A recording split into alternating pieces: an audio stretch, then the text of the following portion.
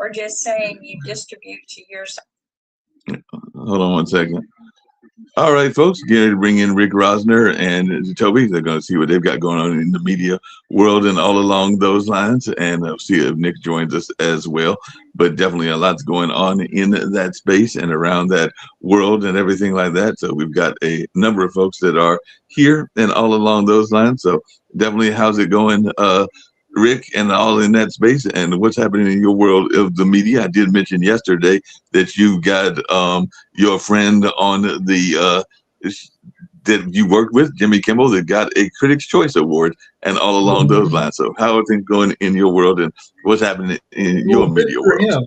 He gave a speech in which he thanked Trump because he wouldn't have won the award without it, and so good for him. I mean, his people, they put out a good product. They work hard. I want all the awards they can win for them. Two other stories. Yeah, definitely. And it was good to see that he won the award. Say what? If we're going to talk about media, people are going crazy for the new Timothée Chalamet movie, Marty Supreme, in which he plays a punk kid, kind of a shit ass, a zit-faced, fast-talking kind of scam artist kid who also happens to be the best ping pong player in the world. And it's a very stressful movie. It's a Safdie movie. These brothers do very stressy movies. They did Adam Sandler's Uncut Gems.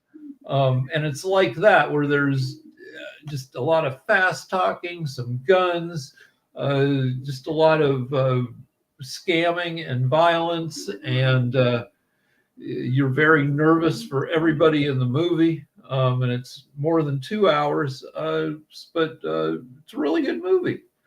But we should probably talk about the real world, where obviously the ones everything else is Venezuela, and then the number two story might be the accusations against Somalis doing large-scale daycare fraud in Minnesota, which has led the governor of Minnesota, Democratic Governor Tim Walz, to abandon his re-election campaign. Yeah, he definitely abandoned his re-election campaign.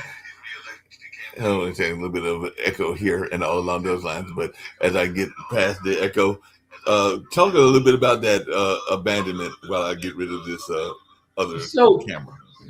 There's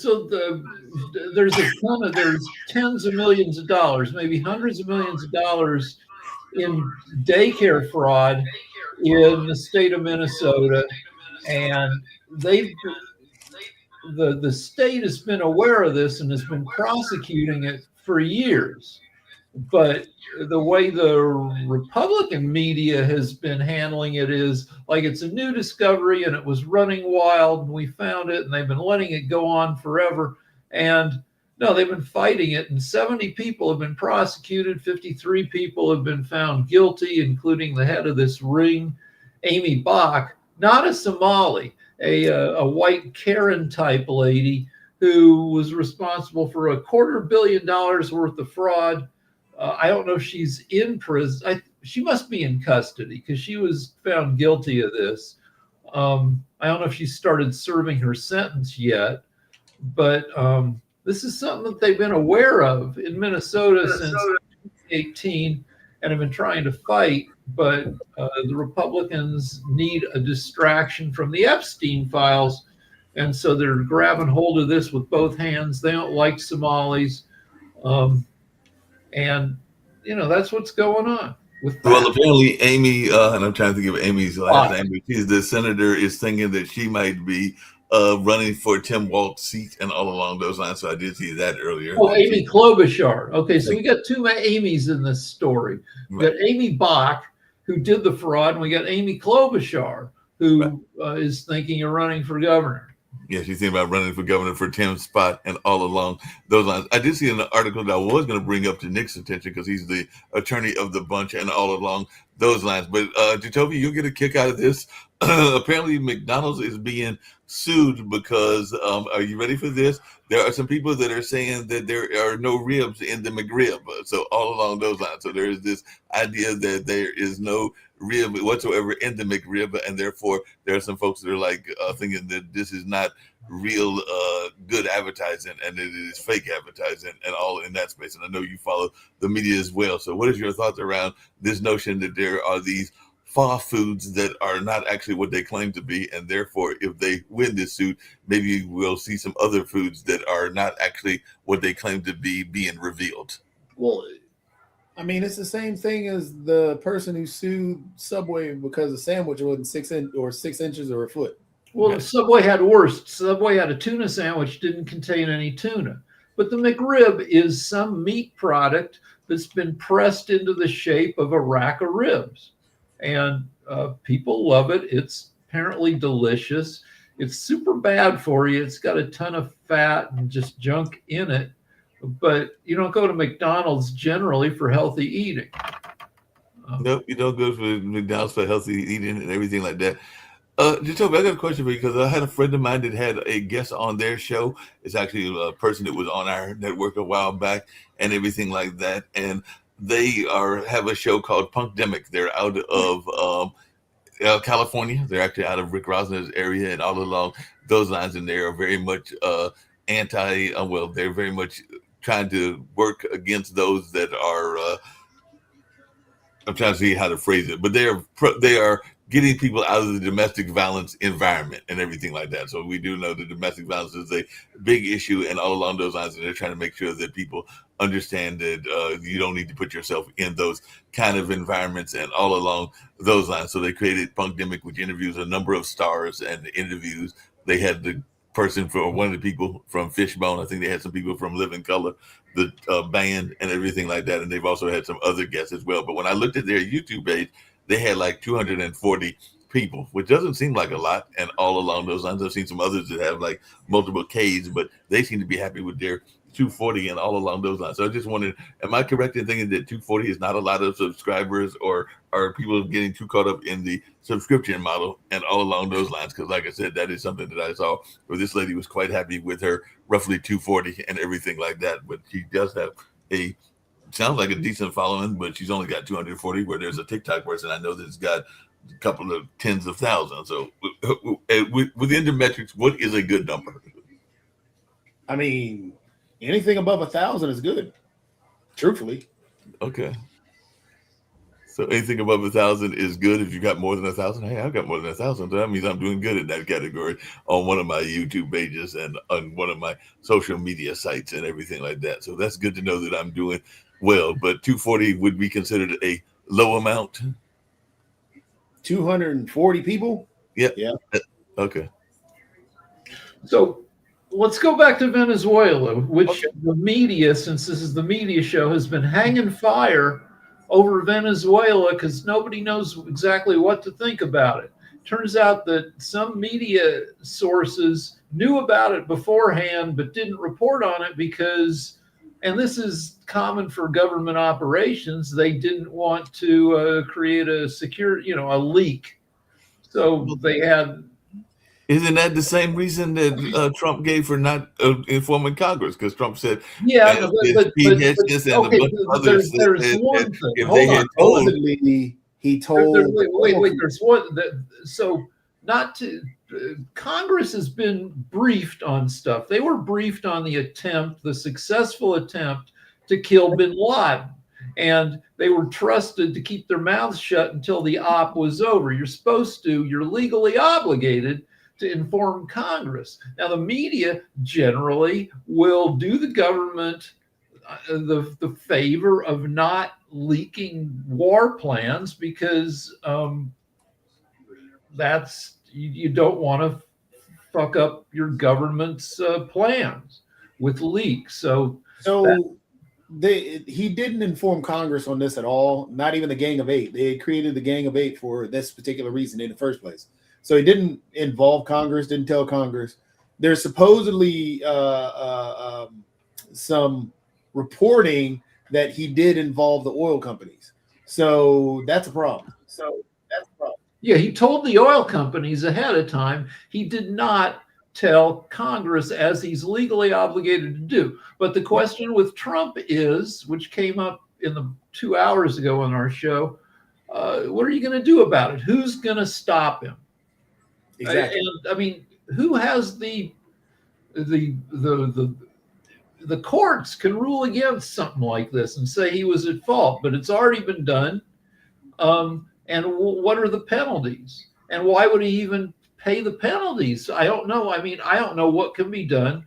If he wants, I don't think he'll take Greenland, but he could go after Cuba. He could go after Colombia without authorization or informing Congress. And I don't know what will stop him.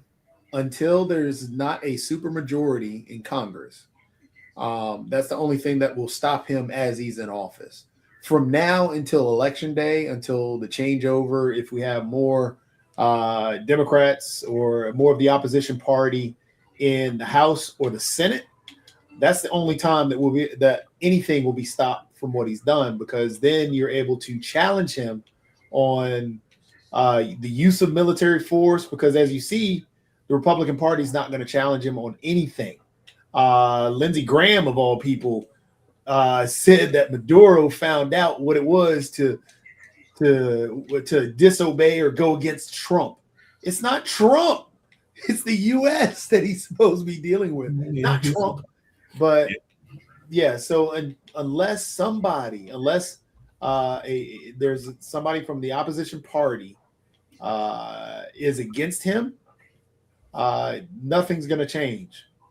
Yeah, well, speaking of this, and this is the media show, and I think that's why they call it this one, and I see Kim's in the background, so maybe she'll pop up on this and everything along those lines. One of our more popular shows is the Timeshare Solutions or Surrender. It'll be coming up immediately after we're done at about the 1 o'clock hour, and all along those lines. And I know we got started late, but we were having meetings and all along that kind of way and everything. But they are going to be doing a abbreviated version of the show. So it'll be a 30-minute show. And then after that will be a learning center. So the learning center will be similar to like some infomercials and some people that will be talking about their products and all along those lines that are in the timeshare business. So this is a new format that we're having and everything like that. So what are y'all's thoughts around this? Because definitely, I think that's why he called it the Media-Learning Center. Shirley, you Jest, because I think he would kind of be a little bit funny and all along those lines. But okay, so Nick Shirley is this guy who took a video camera around to a bunch of daycares, I guess in Minnesota, and found out you couldn't see into the daycares, and then claimed that they're not serving kids when people who work in daycare say you're not supposed to be able to see into a freaking daycare because they don't want creeps filming kids and stalking kids.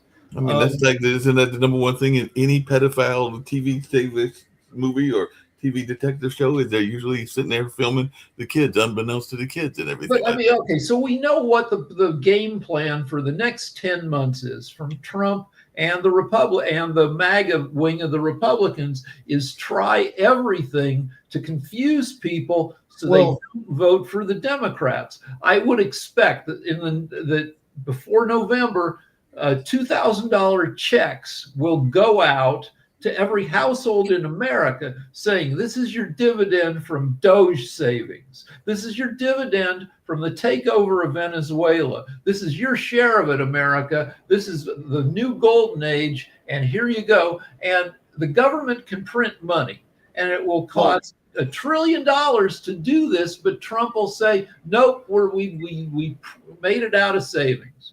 So, Rick, I'll give it to you in a better way, because he's already done it. He said at his giant speech, remember that big old speech where he said, hey, we're going to give military officials $1,776 for a house. Go put this down on the house. They didn't do that. They took money out of their housing fund and gave it to them as bonuses. So instead of them receiving non-taxable funds for housing, they received a taxable bonus. Right. So there's a multi-billion-dollar fund that is supposed to reduce the cost of housing for military families.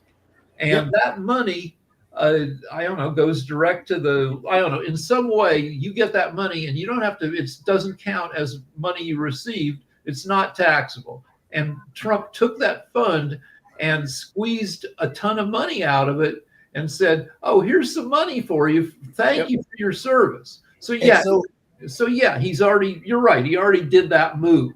He's already done that move. Again, they're going to shift money from one place where you're going to get money to another place where this is what I did. That's the same thing he did when he put his name on the Kennedy Center stimulus checks, and people said, well, Trump gave me money. Trump ain't give you nothing. He played a game on you and conned you into believing something.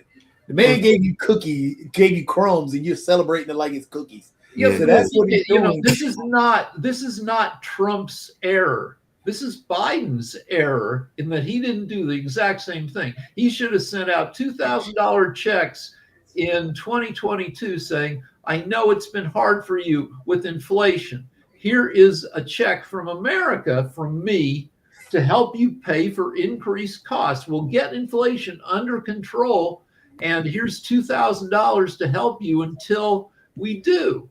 And he didn't do that. Biden kept expecting people to look at how hard he was, what he was doing, and come to judgments on their own without being told what to think. And that is not the correct political strategy anymore. Yeah. Well, speaking of political strategies and all along those lines, I've got an entertainment question for you, because I just can't say you doing this, Rick, but apparently there are accusations, because the big event was happened a few days ago. New Year's Eve came upon us, and there was a big accusation that one of the stars had a facelift for the New Year's Eve special. So Andy Cohen is responding to these accusations that I guess he wanted to look his best and went out there and got a facelift and all along those lines. So what is your take on this story? Andy Cohen changed his hair. He's got a different haircut. My wife was amazed, and they talked about how can his hair look so different? And they explained, and I don't know, if he had some work done, more power to him. I've had 13 sets of hair transplants. I've had a nose job. I want to get famous so I can negotiate with plastic surgeons and say, look, I'm famous. I'll put you on my show if you give me like a cut rate eye lift. I'm all in favor of people having reasonable cosmetic procedures. But if I'm sure Andy Cohen if he had work done, he talked to the best people in the business, and he said, I don't want to look like a freak. I just want to look my best. That's fine. Yeah, that's fine and everything. So if you consider Ozempic a partially cosmetic drug, I'm sure we have more people engaging in cosmetic procedures than at any previous time in U.S. history. No, I'm sure. Who knows how many times Trump has been under the knife. Hey, Jacoby, there's this popular series that came from a couple of Durham folks, and I know Nick just recently discovered it, even though it's been on for, I think, 4 or 5 years. But apparently they announced a surprise release for January 12th. So what's going on with Stranger Things, and what did they announce? Because I did see that Newsweek reported that they've announced some sort of surprise release for January 12th, which is only a week from today. So what have they announced, and what's going to be happening in this major cultural landscape? No, Stranger Things ended on January 1st. There's always been rumors of them doing a spinoff, which that's what they're probably going to announce is a spinoff. There's rumors of the character that it's supposed to be. But I don't know how they're going to do a spinoff of the show because what the show... I'm going to make a very, very controversial and unpopular opinion right now. Go ahead. Stranger Things at the beginning was great. Stranger Things then started becoming, it seemed to search for that magic, especially in the last season. And because it couldn't find that magic again, some of the plot a lot of the plot armor just seemed kind of annoying at times. Yeah, it became a slog. I tried to get back into it this season, and I've got through maybe 3 episodes, and I mean, that's the trouble with the mini-series format, where they take 8 hours to tell a story that could be told in 1 2-hour movie, which means you got a lot of fluff in there. There's a whole lot of fluff. Well, Speaking the of fluff, problem, I think, even more so, though, Rick, is that the series ran too long and waited too long to pick up on different parts. Like the characters, they just didn't seem to develop as they should have, and their ages were so paramount into the whole thing. And I think that threw off a lot of the magic that it had. For example, 11, yeah, she's 26 now or something like that in real life. Yeah, but in the show, she's supposed to be what, another 15 years old or something? Probably, yeah. Hey, there's a famous person that came up with one of your favorite quotes, Jacoby, and you will love this and everything like that. And it's something that I talk about. I think we can all talk about it on our variety of shows. But Emma Grady, who apparently is some famous lady and everything, says people who say they have work-life balance are liars. And this is where she says that you'll love the quote. She says, we have to have a level of honesty about what it takes to be really successful. So she's using your quote about a level of honesty. Maybe she's been watching Pod TV and everything like that. So what is our notion about this idea that work-life balance is a lie? Because if you want to be really successful, you've got to have this level of honesty about what it takes to be successful. It depends on what you're doing. Yeah. If you're trying to be successful in the media landscape and you don't have an inherently appealing, if you're not super lucky, like Call Her Daddy, that woman started a podcast with her roommate, and she started off talking about how to give the world's best blowjob. People really liked it. Then COVID happened. She broke up with her podcast partner and then started talking about how COVID was making her sad. And her people loved it even more. And now she's got, at least a couple of years ago, she had the most popular podcast in the world. She went from instructions for a blowjob to kind of being the podcast Oprah. That's really lucky. But my wife, and apparently that's who this Emma Grady is. Apparently Emma Grady is the founder and CEO of Good Americas and Skims, founding partner. Whoa. And she told the Diary of a CEO podcast, if you're leading an extraordinary life, to think that extraordinary efforts wouldn't be coupled to that somehow, it's crazy.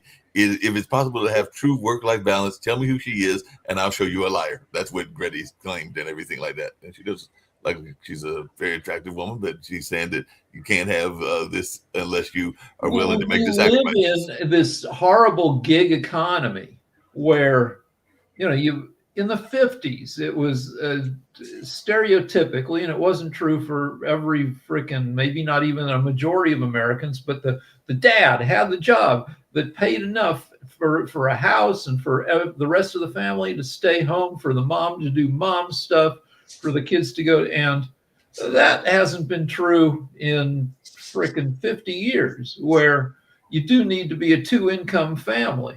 And often 2 jobs aren't enough, that we have these horrible side ass gigs of DoorDash and Uber, where you need to work endless hours, or you're going to do a few hours at this, delivering meals to supplement your crappy day job. So yeah, people, and part of it is that workers in the US get sold this bullshit that the American dream is what it's called. Yeah, but it's also work ethic, that you succeed by working your ass off, compared to Europe, where the deal is you succeed by demanding fair treatment from your employers. In Europe, they'll go on strike.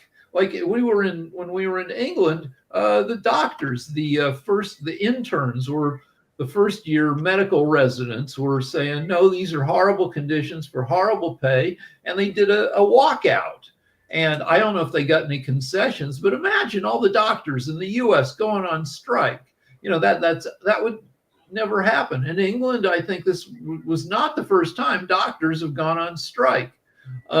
So, yeah, if my wife has written a book and then she's looking at everything she has to do to try to publicize it. And if you write a book these days, you have to spend more time, selling people the book and than you did writing the frickin' book.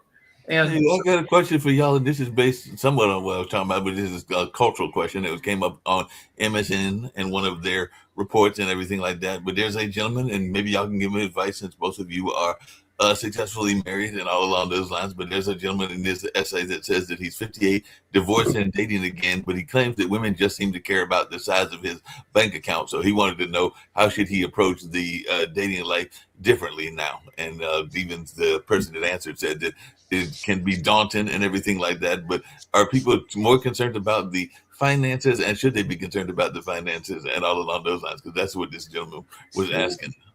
I think people should be concerned. I think that more Americans are feeling insecure about their position in the world itself now than ever before. And most Americans, under Nixon, there was a thing called the silent majority. Nixon claimed that, the hippies were loud, but that he was supported by a majority of Americans, which was probably true, who didn't make as much noise as the hippies.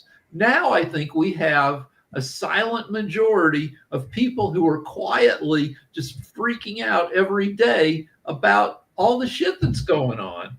And so it makes sense that people would want somebody who offers some financial security, some stability and everything like that. You're talking about that. But if you want to get, if you want to take advantage, you may want to look into Russian brides, because Russia, they kill like 1,500 Russian men die every day or get disabled in Ukraine. They've lost 1 million guys, maybe more, in a country of 160. They're losing guys. Yeah, they're losing a lot of guys and everything. So hold on, which means a surplus of women. Now, it used to be that if you signed up for a Russian bride, you were just going to be scammed, and that probably is still true now. But maybe if Russia loses enough guys, you might be able to obtain an actual Russian bride who wants to get out of the horror that is frickin' Russia. If Trump will let him in, who frickin' knows?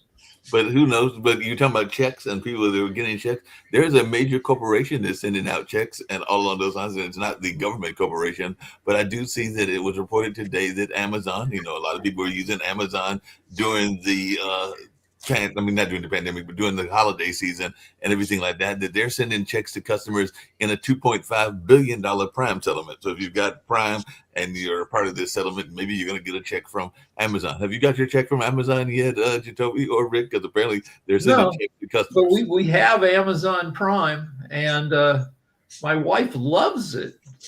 She will drive to the next town over to go to the Amazon grocery store, because the prices are insanely low. We were there the day after Thanksgiving, and they were selling 10-pound, 12-pound turkeys for $5. And there was a guy, just another customer, standing there, just yelling at other customers, going, "Look at these turkeys!" Everybody there just walks the aisles, going, these prices, they have some kind of algorithmic pricing that you never know what's going to be on the shelves. You never know how much it's going to cost, but you can walk through there and find stuff that, like blueberries for $1.50, where they're $4 at our local Ralph's grocery store. So I don't know. I mean, I'm sure that Amazon is up to all sorts of no good, but sometimes, from their various strategies, you can benefit. Yeah, for forcing people to buy, into the no ad service onto Amazon Prime Video. I think that's what that came from. Oh, okay. Well, we didn't do that. We sit through the ads. The ads and got everything like that. Hey, Jacoby, just really quickly, it sounds like Lamar Jackson was in the news, but this time for a good reason, because there was a wild game that determined a playoff spot. The playoffs start this weekend in the NFL and everything like that. And the kicker missed a field goal, and Lamar Jackson was actually comforting the kicker who missed that field goal that would have given the win to the Ravens. So I just wanted your thoughts around this notion, because this is another positive media story where people are saying that instead of being the typical egotistical athlete, that he was actually showing compassion for that kicker that missed what could have been a game-winning field goal. I mean, I didn't see the interview where he was showing compassion, but Lamar Jackson probably would be. I saw the portion where John Harbaugh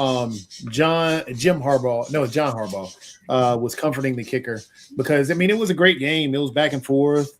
Watched the whole game.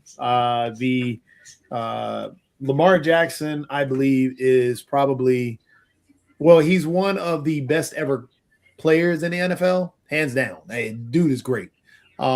He gets a lot of blame for that team when it loses, and he takes a lot of blame for the team losing in these big moments.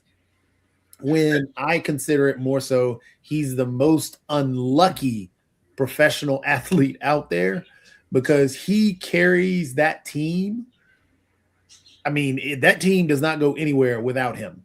And he carries them to the playoffs. He's won MVPs. He's done everything. The times when they have lost in those big moments are the one time the man depends on his team. Last night, he depended on them. He got them in position to make a game-winning chip shot field goal. The kicker had never missed had not missed below 50 yards or in that 40-yard range the whole year. Had not missed. Not one time until last night. Last year, one of the most sure-handed tight ends and best tight ends in the game, Mark Andrews, drops a touchdown. Right. I mean, this year seems like to have more compelling narratives in the frickin' NFL than ever before. Yeah, I mean, there was even a narrative involving Carolina, because Carolina had to root for one team while their other team that they were competing against rooted for the other team. Yeah, Unfortunately for Carolina, got the win that they wanted. There's this new stat that they make a big deal out of, which is the one-score game. Mm-hmm. And they talked about how I guess last season, the Chiefs won more. They were like 12-1 in one-score games, and this year they reversed it and were like, I don't know, 2-12, and the deal is, it shows how much the outcome depends on chance. And with field goals, like, the kickers are so good that people forget about everything that has to go right for a field goal to fly 150 feet between pretty skinny ass goalposts. You know, we're spoiled, but so much stuff going on. I guess my main team, the Broncos, they won the bye for being the best team in the AFC. The offense played like dog shit yesterday. They couldn't even get a touchdown. They won on field goals.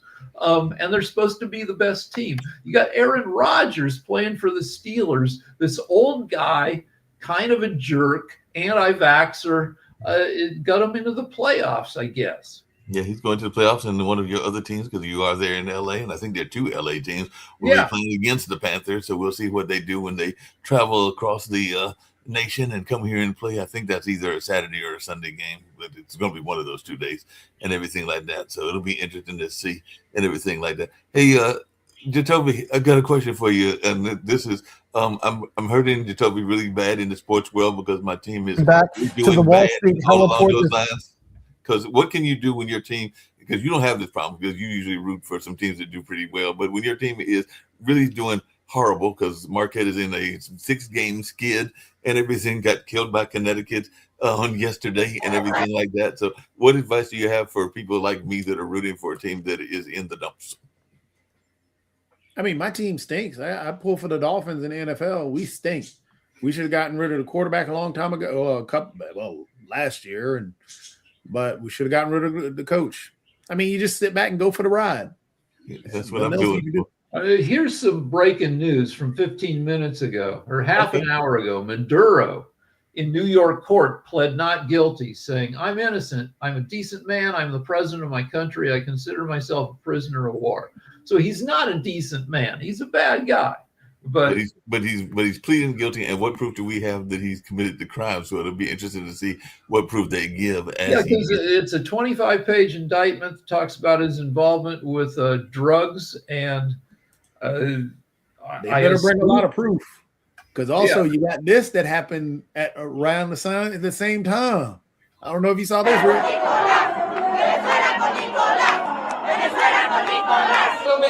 So now you got thousands in Venezuela. Nosotros no queremos que nos impongan un gobierno yanqui. Nosotros somos libres y soberanos. Nosotros somos un pueblo con garantías en la Constitución. Is that in Venezuela or here? Libre y soberano.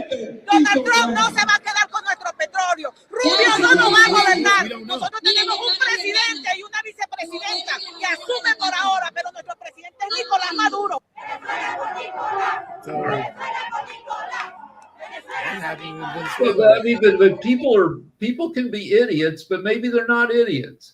I've seen one story where the acting president has said, if you go out there and celebrate the Maduro being taken down, you can be arrested. I don't know if that's true or if she's changed her mind, but everything's up in the air, and it's hard to know what to think. You know, we're up in the air. We've got another show that deals with this other topic, and then we're going to wrap up. But all right, well, one more thing. Flu season is taking an early and aggressive turn. I know you've dealt with this. Actually, my nephews were having to cancel a trip because one of them, and they usually go to the beach right after Christmas, because one of them came down with the flu. I think he's recovering now. He's back in school, but everything like that. But they're saying that flu cases are rising, and they're saying that there are 7.5 million illnesses this season. So how concerned are you two gentlemen about the flu season? And I know we've got Dr. Pat. Everybody is freaking sick. I mean, there's a lot of flu. There's still a ton of COVID going around, and there's RSV, and people are treating like the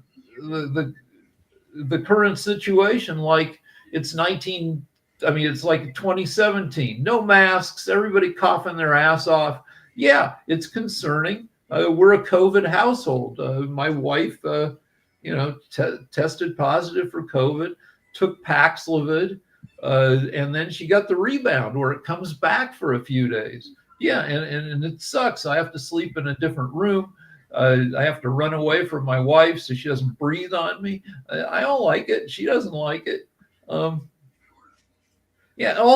all these freaking things, we find out more and more that COVID certainly strips your immune system, so it makes it more likely you'll catch something else. Does flu do that? Some strains of flu will fuck up your immune. Measles, that's one way measles screws you up. We're over 2,000 cases for last year. So yeah, and the head of our health, the CDC, Health and Human Services, RFK Jr. is an insane asshole. Well, back to Venezuela for one sec. Now, the deal is we are used to immediately knowing what to think about something. Trump does something and we think, if you like him, it's great. If you don't, well, he's an asshole. He did one more asshole thing. With this Venezuela thing, and also if you don't know what to think, people on TV will tell you what you turn on your favorite channel. They tell you what to think. You listen to it. You're like, yeah, that sounds pretty reasonable. Right now with Venezuela, I think it's still up in the air. It's hard to know what to think. Yeah, definitely up in the air and everything like that. It's a couple of quick stories that I just saw. Mom Donnie and his tenant advisor is calling home ownership white supremacy. And I know that some of the people on our network are not going to like that term and everything, but there is some rules around redlining and other things. So I can see where that quote would come from and all along those lines. But it'll be interesting to see what goes on in that regard. So we'll probably talk about that. Okay, so there's a thing going on with Mom Donnie and with Tim Walz in Minnesota is everybody's like, please don't screw up the midterms for us. Mamdani is a charismatic guy, and he'll probably do some good for New York, but people are afraid that the Republicans can use him to say, look, the Democrats are freaking communists. I think what Mondani has found that is gold, and this is why I think he will do well, and people should start to play into what Jasmine Crockett, and others are doing. That fight and the not backing down is what people have been begging for the Democrats to do.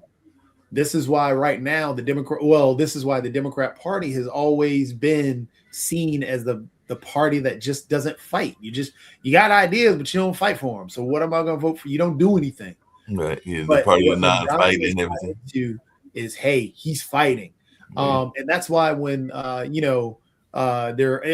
people are saying, well, he should. Well, this is why he was bought into that populist movement and the things that he's doing, because he's starting at a negotiating point.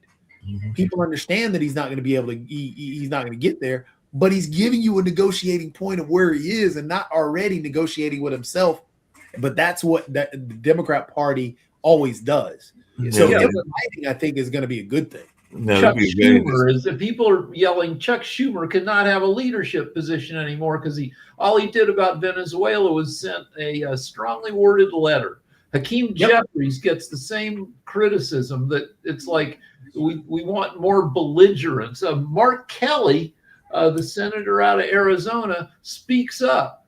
And Jasmine Crockett and Governor Newsom are punching back, and we'll see that. I get more satisfaction out of definitely get more satisfaction out of that. Just really quickly, there's a major conference that I have never attended. I've heard great things about it. It actually happens at a time of another conference that a lot of people go at the same time and everything like that. But Jacoby, you're very much in the tech world. I know Rick has an interest in it as well. So what are we expecting, or what can you tell people that they should be looking for at the CES 2026, which is coming up this week as well? So what things tech are you looking for at this great conference that deals with all things tech? I mean, things specific? I can't give you anything specific because they always have some neat things they have the new technologies from around VR stuff, to TVs, the thin OLED screens that are, they probably will have a full-blown 3D scaled television, because they had that last year. Now the technology's better. They're gonna have a giant TV, but they have a lot of neat things at CES. I got a buddy that's there right now that I'm working with. He's gonna let me know a lot of the things that are there. But for CES, you just go and enjoy now. You just try and see what is new. If you had to have there's going to be a lot of AI. Yeah, and I'd say wearables are like, they've been talking wearables for 20 years. Google Glass came out, I don't know how many years ago, but it pissed people off. People weren't ready for it. But now there are a ton of glasses you can get that will, I assume people will start using them as they get better. Hold on one second, then we'll get ready to wrap up the show. Speaking of wearables and all along those lines, but hold on just 1 second, and all along those lines, because I know wearables. You put your drawer though. Hold on a second, don't go anywhere, because you'll get a kick out of this, because this was a wearable that I got maybe, and this is talking about how antiquated it is, and I only got this like about 2 years ago and everything, and all along those lines. But speaking of wearables, this is something that I received not that long ago, and all along those lines. So that was actually a version of the Google glasses, and I've actually got it upside down, but that was the version of the Google glasses. I think I got it at a tech event here in Durham, maybe like 3 or 4 years ago. I think it was right before the pandemic, but this was a early version of the Google glasses. Well, that's what Google had come out with, the Google Glass before that. Then VR started taking off, and that was where you were able to take your phone and put it into a cardboard box. That's exactly what this is. Exactly. That's exactly what this is. So it's just a VR box that Google had created. That was super cheap. It was very cheap. I was so glad I was able to get it. It was super cheap, but like I said, I think I might have gotten it. Matter of fact, I can tell you where I got it at. I think I got that at the last time that we had MOOCFest. So MOOCFest was here right before the pandemic, if I remember correctly. So that was probably like 2019 or 2020, Jacoby, because I think that's when MOOCFest was last year. So I think that's when I got those pair of glasses with doing MOOCFest. And another trend is that Gen Z, and to a lesser extent, everybody else will continue to sink into, immersive freaking tech that takes you that takes you away from the real world. Yeah. Well, that's that gaming community, and there are a lot of gamers that have been around that area for a while. The AR and VR has always been on the rise. There's actually a big game that came out. I've played it, and it's a lot of fun. Where the Wind Meets is a game. It's actually from a Chinese developer. Matter of fact, there are a lot of Chinese developers out there, and they make pretty good games as well. But they use AI in the actual game to have discussions with the individuals, which is normal in terms of having discussions. But the way they use AI is like Chat GPT. So you're getting a different response than actually your pre-programmed response, which it always used to be. Yeah. Well, on that note, it's time for us to get on out here. I know they're already doing the show about timeshares and solutions and everything along those lines. I know we got started a little bit late. We'll be back at the regular time at 1 o'clock on next Monday, but definitely good to see you, gentlemen. And I will see y'all on tomorrow as well. So we got other shows coming up on the network, but I won't see you, gentlemen, probably till Monday and all along. No, not Monday, on Tuesday. So, Jacoby, I'll catch you on Tuesday if I don't hear from you by phone later on, but have a good one. All right, you too.